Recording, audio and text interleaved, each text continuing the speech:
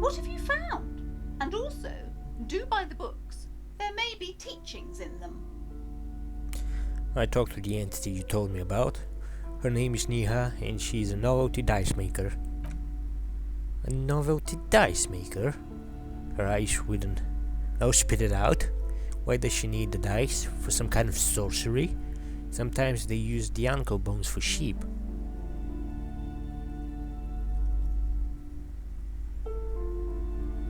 No, ma'am. I have felt her aura.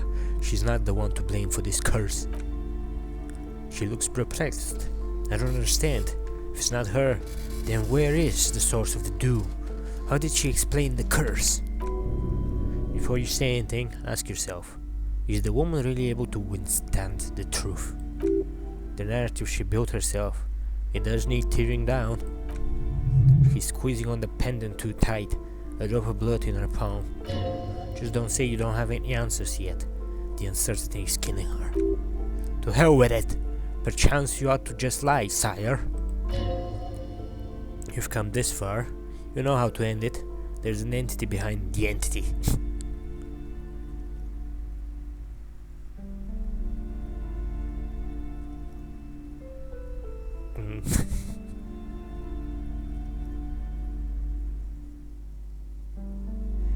The source is the taxidermist shop. He became involved in arts darker than taxidermy and brought the void spirits down upon this place. Oh, how horrid! I knew something wasn't right about that place. Tell me, did you find a way to break the curse?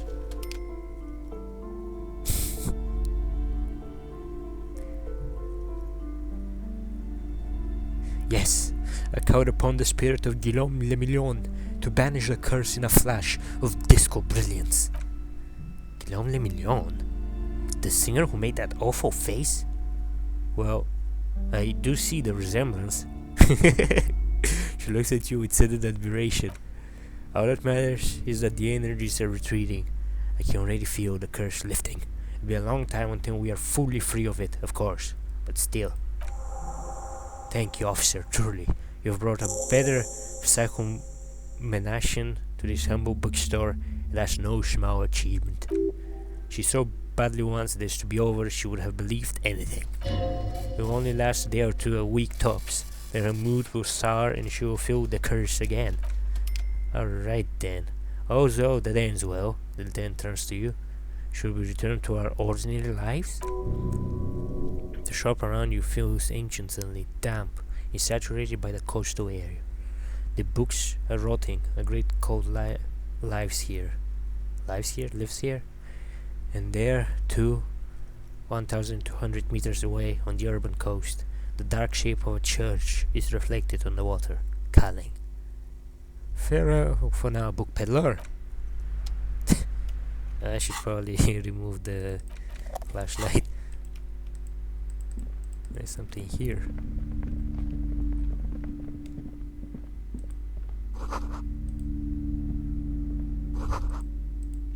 Fascist magic, what the fuck?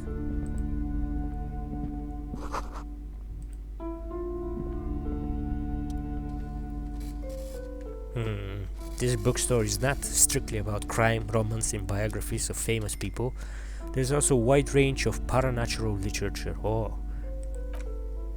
Amidst the various books, you find one written by someone named Matthias Huy Dundas.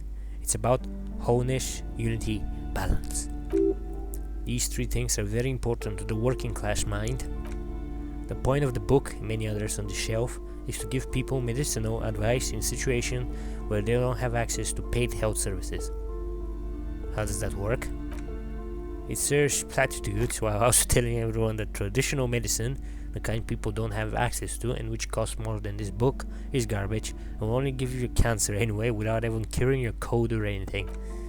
Honest, unity, balance, on the other hand, can basically take care of anything, though it is important to note, when it's up to your mind to heal yourself, then it's because of your mind that you're ill in the first place. It's your own fault if you're ill, got it? Does this book say anything else? The book features chapters on topics such as how to find magnesium It even lists plants you can harvest magnesium from, how to continue drinking if you're an alcoholic who has destroyed his liver, and there's even a chapter on the ancient Ceresi tradition of using the gallbladder preservatives to treat and prevent sexually transmitted disease. Pre and post factum apply. Nothing worth buying. This is just mundane garbage. What's even paranatural about this? Storekeep! What books are these? Sir, please no browsing in that shelf. She narrows her eyes. That wisdom is not for free. I can't have you end up like opening a police store next door and stealing my customers, so no. Okay, let's find something truly otherworldly. The throbbing in your head increases with every passing moment you gaze at this shelf. Suddenly, as if out of nowhere, a small green book becomes apparent. The title of it reads, Medicinal Purposes of the Pale. What's the pale? The book contains very little explanation on the matter. This knowledge seems to be taken for granted. What's this book about?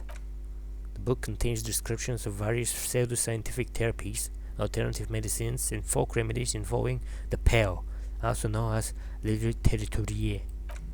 For example, it recommends vigorously swatting one's naked body with a venik or hand broom made from the leafy twigs of a young birch tree from the near pale.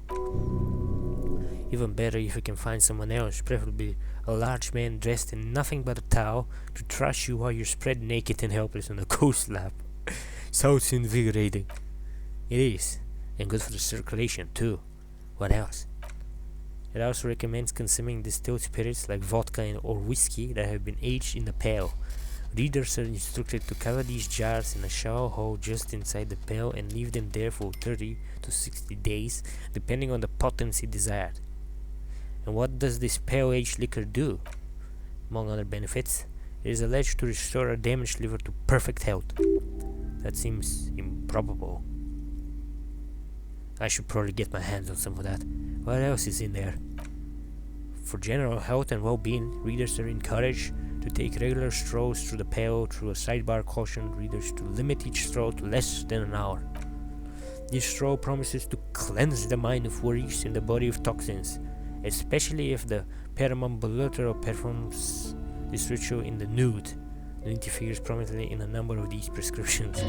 This is exactly what you need. I don't know, I don't want to be party pooper, but this pale territory sounds sort of dangerous. Maybe you shouldn't walk in it naked. Huh. Anything else of note? There's an entire section devoted to curses for men who are struggling to perform their marital obligation. Well, I certainly don't need that. He closed the book and returned to the place on the shelf. I'm gonna buy this. Right, I want to buy Medicinal Purposes of the Pale. Indeed, she mumbled, staring at the book for a moment. Something about that book does seem to have spoken to you. Well, I hope it contains what you're looking for. Yeah, definitely. I can level up.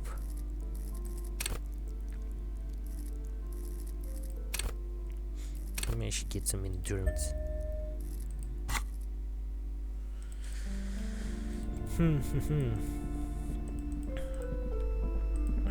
Let's talk to the little girl. Hi, Ace Detective. Are you here for more books? Nope. Nothing with her.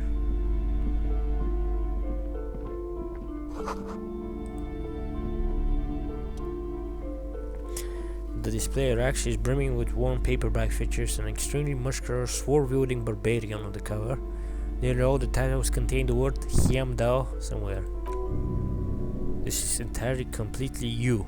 You have found the right books. Storekeep, tell me about the Muscle Man books. Oh, Man from Heimdall, a very popular series of adventure novels. She looks at the book with some disdain. They are awfully immoral and violent books. Why are they so popular? Blood and violence, scantily clad women, epic narratives, all those mystical things he encounters. They're bound to grab those with little imagination and nothing to do. Sounds good. Which one should I start with? What does it matter? They're all the same. She rolls her eyes, then fiddles with her pendant. However, the customer is always right, they say. If you're a novice of the series, I'd recommend Hemauder Man, the man from Heimdall. It's supposed to be a good introduction to the series. Rose and Roche, Hemauder Man, blur your vision. Make out some titles. Man from Heimdall and the Mammoth Riders, Man from Heimdall, Return to Heimdall, and a sophisticated Man from Heimdall, and a Heimdall Man. What the fuck? Good God, how many are there? Maybe 100? Man from Heimdall and the sages at the end of the world, Man from Heimdall and the false god, Man from Heimdall and the scorched earth, Man from Heimdall, the Heimdall colonies, Man from Heimdall and the swamp beasts, Man from Heimdall and the snow crabs. Those snow crabs are worse than they sound. Is that all? Not even close.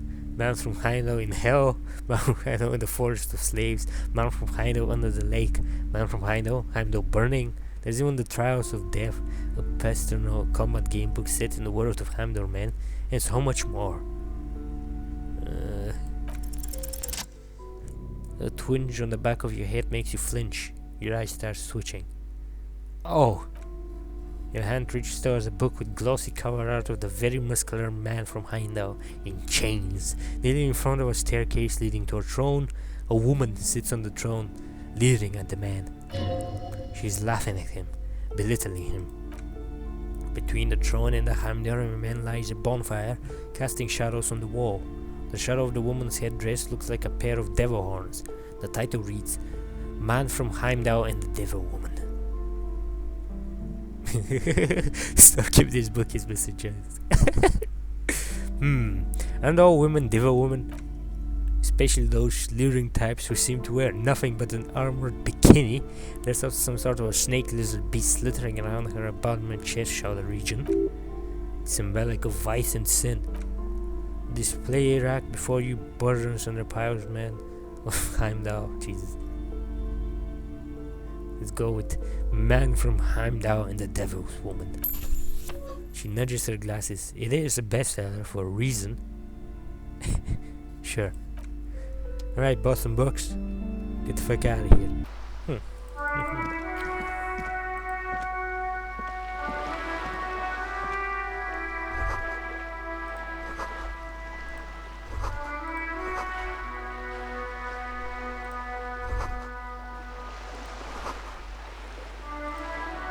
Anything new with this lady? No. Okay.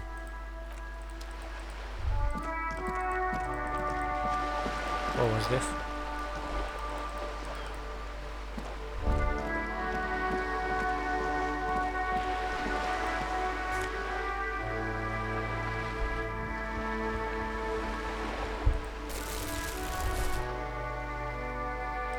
What the hell is he doing? Yes. Okay, nothing.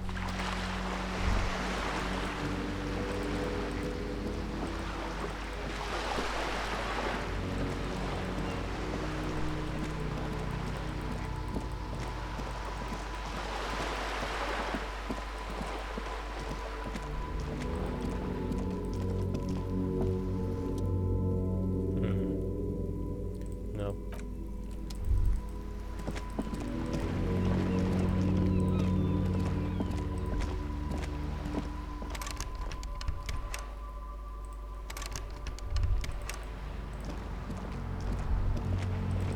Right, I should explore that place in the backyard.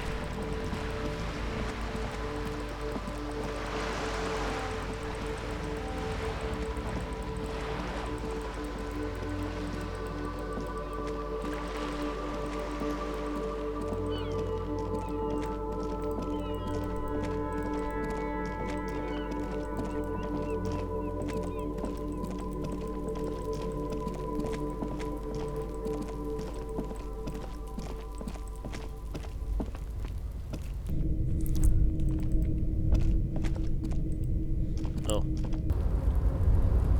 What's this?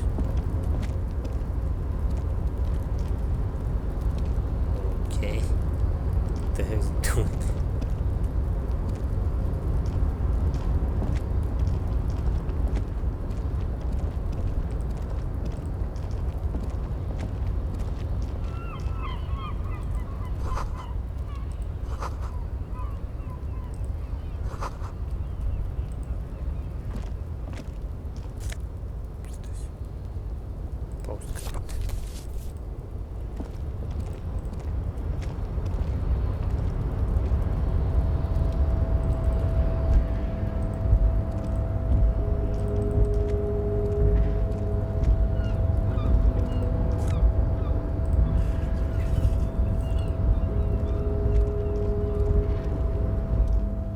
Looks like someone left his tarpaulin cloak hanging on the railing here. Man down! A trooper has been left behind the enemy lines. You could swear it's more of an instinct than an actual sight, but you know, there's the RCM signature rectangle on the clock. It's a cop clock. A cop clock! It's a cop clock! Yes, it's probably yours. It bears the RCM insignia and you have a habit of being careless with your equipment. He judges the drop. You could probably make the jump. You look like you've done some track and field in your day. The wind is aggressive up here. The lieutenant looks at the enormous crane towering in the distance over the container yard. The look in his eyes is a mix of the engineer-like interest and the wonder of a 6-year-old seeing a horse for the first time. That machine is a carve 1020 HK. Carve 1020 HK. Is it? He looks at you impressed. Carve makes a lot of heavy equipment, but this is phenomenal even for them. But I digress. We were focusing on your cloak here. He looks at the sad piece of fabric flapping in the wind. What exactly are we doing up here? I was under the impression we were on our way to meet the king of this castle under siege, Everard, and other people we're interviewing. This way we may be able to get around his henchmen. He looks around with the wind rustling his hair. Or it could be that we're just exploring. He's thinking you've forgotten where you are again. Do you really think that this cloak is mine? Should I go for it? Jump? The cloak? I do think it's yours, yes. As to where you should go for it, he looks over the ledge at the cold pavement below. Well, it doesn't seem too dangerous. 2-meter tops. Whenever you're ready to do it, I'll be right behind you. The cloak looks like a bag of goodies floating in the wind. Who knows what its pocket may hide? Alright, let's go for it. Oh no, he failed. He's gonna die.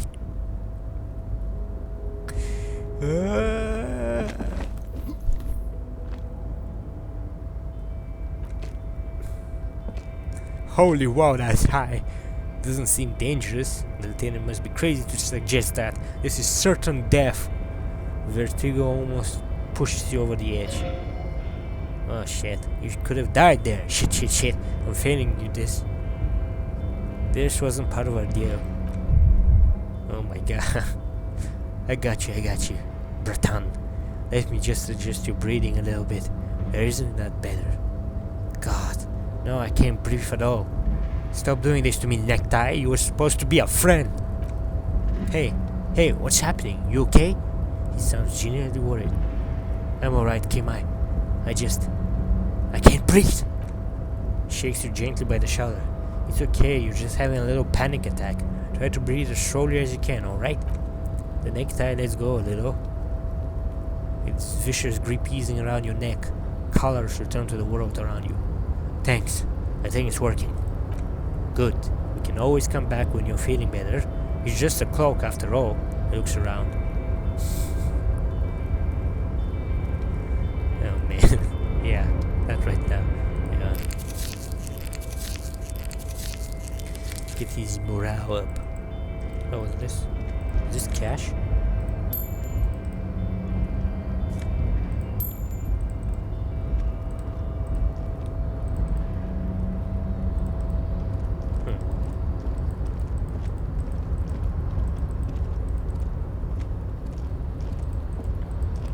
Oh, there's more cash. Oops.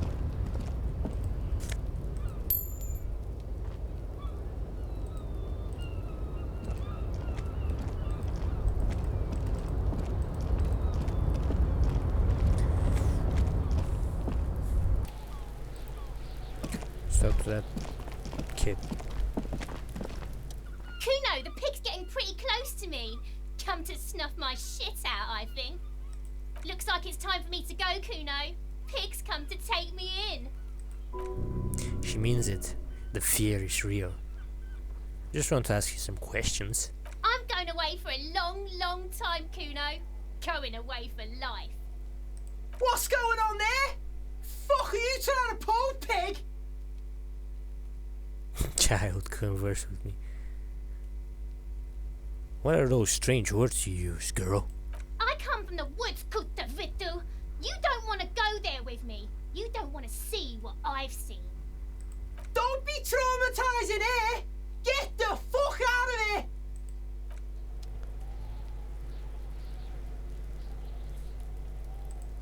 I'll die before I squeal, pig.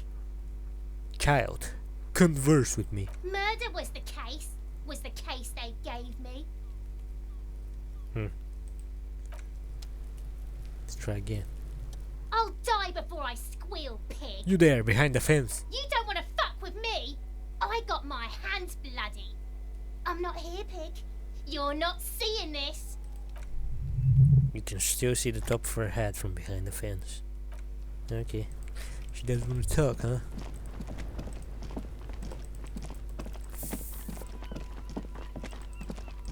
Let's go in here. Oh, that's just this place. Yeah. Must have some cash.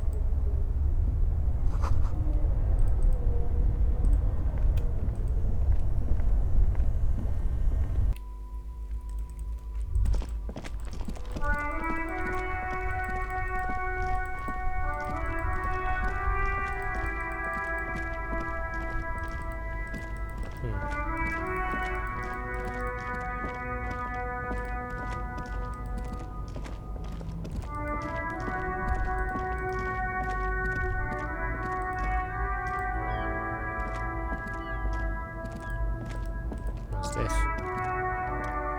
An old monument stands in the middle of the traffic island pointing towards the sea. It looks as if it's been reassembled piece by piece, secured and mounted in the air with the aid of numerous ropes and rods. Who is this? Silver plaque on the statue pedestal reads, I am Felipe III, the Squanderer, the greatest of the Philippine kings of Ravenhall, son of Felipe II, the opulent, father of Felipe IV, the insane. Not a good track record for mental health in that family. As you look up, you notice something about the statue. There's some odd indentations on the king's chest piece. What indentations? What do I see? Something with a great kinetic energy seems to have impacted the crease around where the heart is. A bullet? Someone shot at him in the heart. Interesting. Lieutenant, has someone shot the king? Okay, he cleans his glasses before looking up. I can't see it, but I'll take your word for it. What do you think? Well, Martiniers is riddled with bullet holes. This place saw a lot of action during the revolution, but the statue is recently renovated, so maybe a joke? Target practice? Or a political statement? Political. It's a king and he's shot. Why not? He shrugs. What this shows us is, guns aren't too uncommon here, and people still shoot them. Sometimes at kings. He takes a note in his notebook. The king stands high above you, surveying the bay, mute and indifferent to your sightings. What did this king do? Yeah, I'm not interested.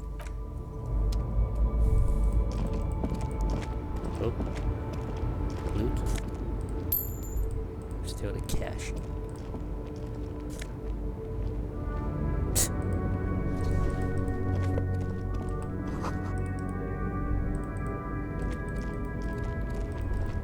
Who's this?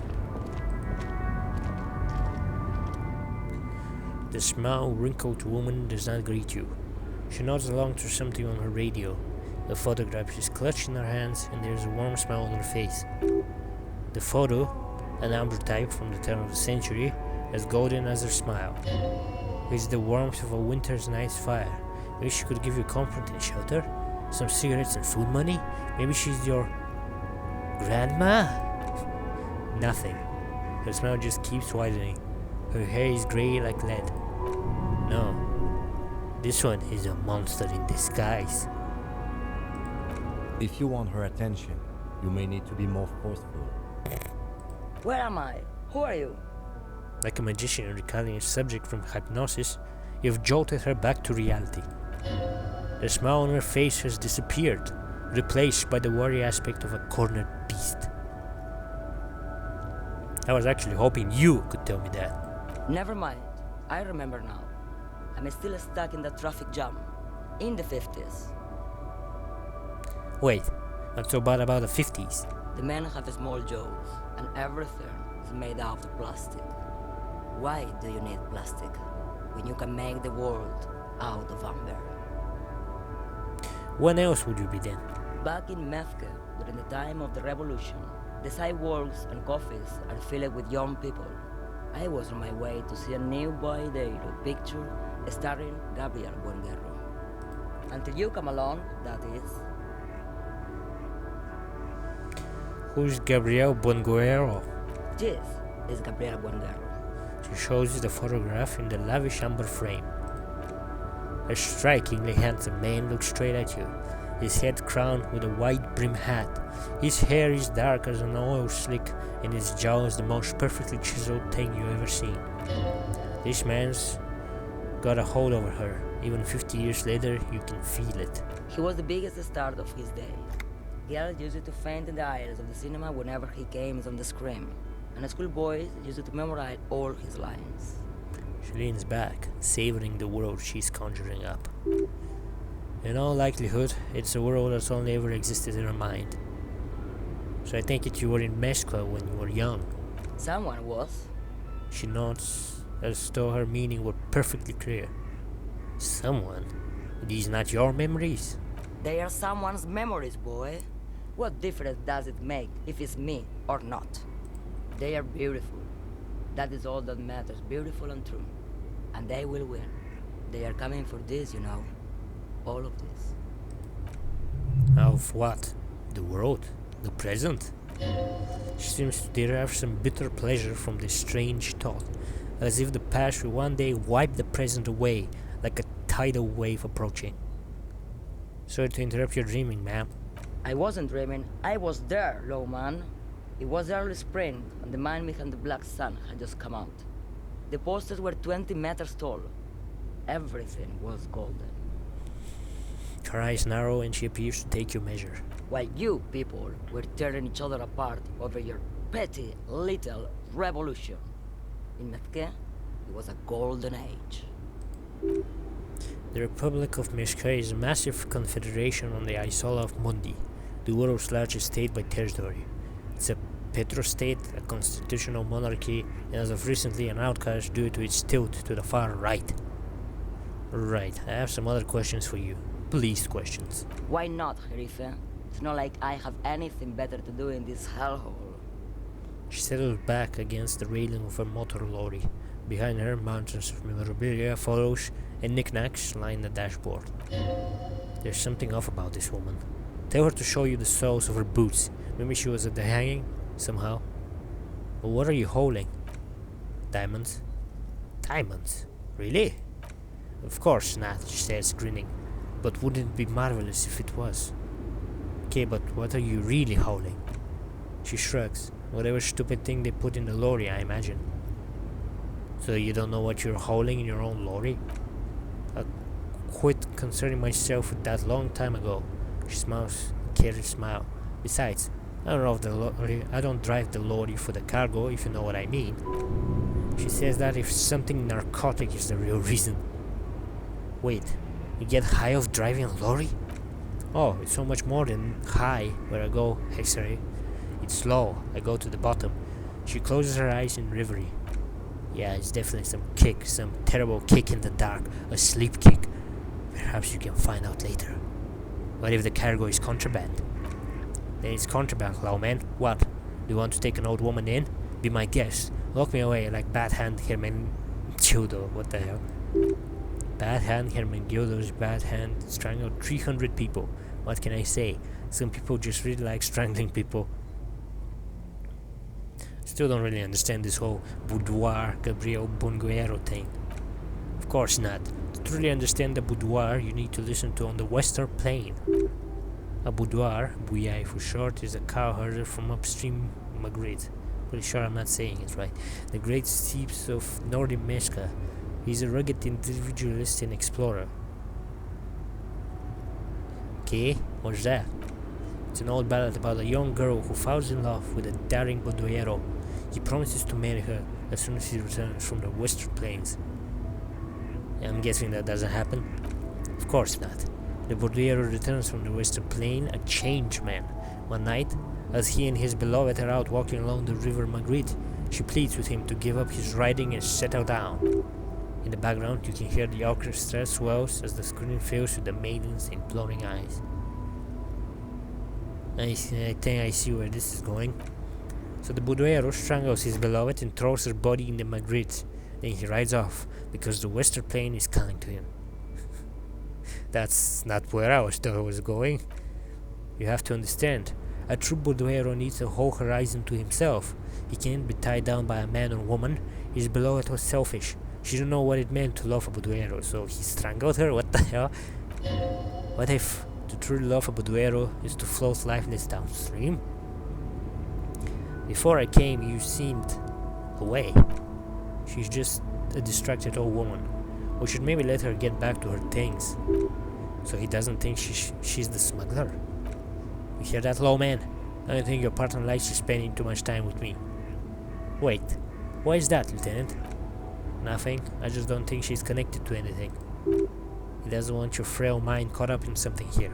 Something unconnected to the case, but connected this woman turning out like that. Should you drive a lorry if you get like that? Oh, don't worry about me. I'm one of the best commandeers around. I drive roads no one else will. What roads? Lomonosov land with the Chnaya Zemlya. Huh? The Western Plain.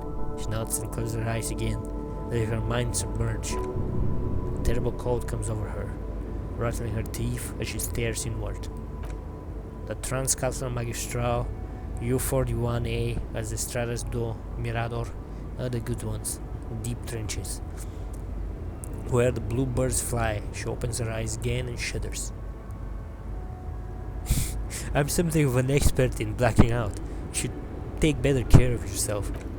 She looks you over and scoffs. You're right, lawman. I'm the one who should take my health more seriously. Thank you for looking out for me. A correct appraisal. You're quite shabby. Is that all you're walking up to say? Show me the sole of your boots. Now what you want with an old woman's boots, Sheriff? It's for important police business, ma'am. She raises her boots slowly, with contempt, and says, I'm starting to think you should let me get back to Gabriel Bungoero. You're no Gabriel. She's wearing sturdy worker boots made of black leather. Buckles run across. Their sole is also made of leather. Now the other one, please. Just before Gabriel, it was the coronation of Franco Negro. Now there was a real man. There is no aberration in the pattern that you can see. She puts her foot down. Moreover, the boots were size 37, tiny. There are too many discrepancies nowadays. Another discrepancy, although not boot related, is the coronation of his innocence, Franco Negro, which happened 500 years ago. Wait, what do you mean it was the coronation of Franco Negro? It was, she shrugs, and it was no more, and I was no longer holding my father's hand. He was no longer descending the stairs in Real. The crowd had gone silent. Perhaps it was another Zeref. Came and woke me up, looking at my boots, asking questions. Or perhaps it was one of the others in this carnival. I don't remember. As she says carnival, she gestures to the empty square, with the statues and the machines. She's not also. These are not the boots that made the prince. He takes a quick note. I could have told you that from just looking at her. Her size is 37. The feet of a little girl, she smiles. They fit well on the pedals. You seem like a woman who knows a thing or two about drugs. What do you need drugs for, lawman? What I see, what I feel, the great adversary, no drugs can compare. The adversary? Yes, there is a protagonista, she gestures to the intersection, and an adversario. I'm on the side of the adversary. There's no coming back from that hall. Those epithets are familiar somehow. The great adversary? The great unrest? I don't like the sound of any of that. Sounds like a horrible drug. The first one of them all. That's not really what I was getting at. Then what were you getting at? The line of questioning is going nowhere. Try harder. Maybe if she thought you're corrupt. What is it that you're holding, exactly? Your mail, oh man. What of it? Okay, let me put this another way. Are you smuggling drugs through Terminal B? Her collarbone cracks as she shrugs. Maybe. Probably not. Makes no difference to me either way. You said earlier you don't know what cargo you're hauling. Could it be drugs? Just this month I made half a dozen trips from Sarmaris to Grat on the U-41A. What do you think they take from Sarmaris to Grat, lawman? Drugs? No, lawman, diamonds, she grins. Damn, this makes her answer.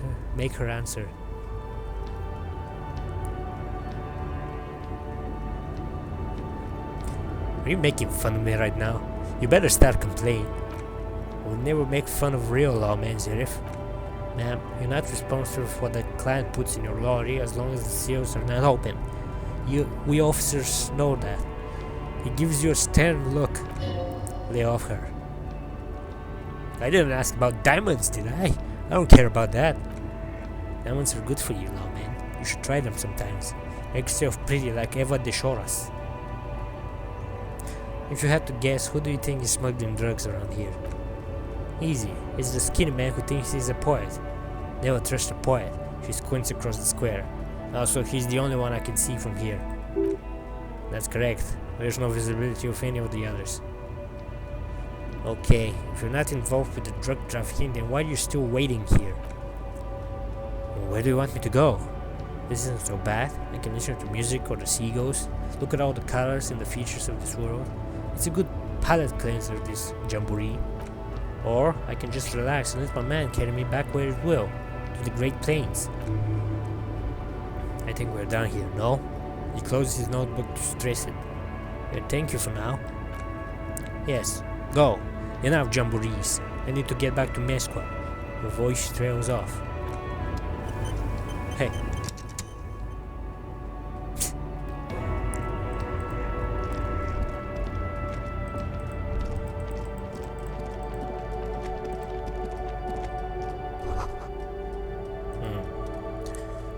Rachko, one of the finest Ziemsk-made motor carriages ever.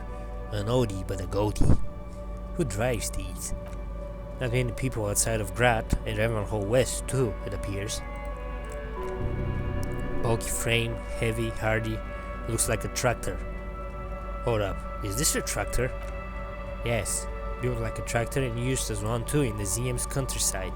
Take note of the 8 antler emblem, the symbol of the Stas Rachko, proudly born to honor its humble roots. Hey Kim, check this out! The Stas Rachko KK2. That's a classic model, the lieutenant replies with a nod. Never thought I'd see another one repainted after what happened last time. Hold on, maybe I can impress him. Do I know what happened last time? No, only that the motor carriage is typically baby blue, the cars of Sigismund the Great, an ancient Ziemsk ruler. His banners were famously zafir and white, the colors of the Stas Rachko. Let me guess what happened last time, Kim. Blue and white are the colors of Ziemsk. Someone painted it, got a Ziemsk mat, and boom, murder happened. That's, well, yes, exactly it, more or less. Except it was a crowd of them, tore him out of the vehicle and ran him over with his own tires, Jesus. They said it was an honor killing, Hussar style. The Ziemsk community protested the trial, flying the cars. He shakes his head. 5,000 came to protest. Correction, 4,395, the 4th largest public protest for a criminal trial in Ravenhall. Hate to correct you, Kim, but only 4,395 people were on the protest. Is that so, officer? I'll take your word. Kim, could our hanged man have been the driver of this car? Could it be another Stas Rachko murder? Gives you a crooked smile. You really should ask me to brief you on the case, but right now I'm just gonna ahead and guess the two aren't related. Interesting, but before we proceed, I've got an opinion on this paint job. Yes, detective? They should have left it baby blue. You sure you're not Ziemsk? He shares a smile with you, only for a second. Yes, you sure? You're sure you're not, or if you are, it's only in that Ravenhallian way. 4 to 5% maximum. Oh. I see cash.